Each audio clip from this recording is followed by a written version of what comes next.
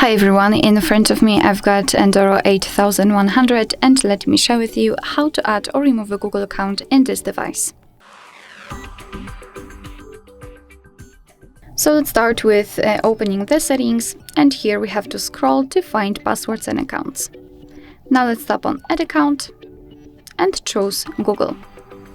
Make sure that you've got the internet connection because it is required for this operation. You can use Wi-Fi or mobile data, it's up to you. And here in this step you can either create a new account if you do not have your own yet, or simply type your email or phone. So let me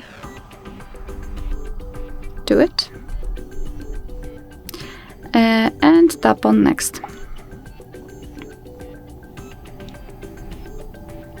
Right here we have to enter the password, so let me do this out of the screen.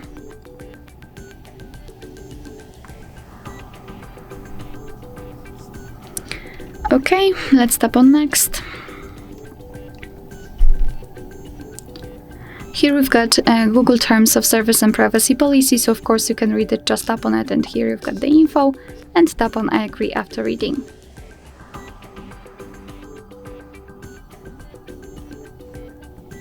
Here we've got the shortcut of backup and storage info, so just tap on Accept.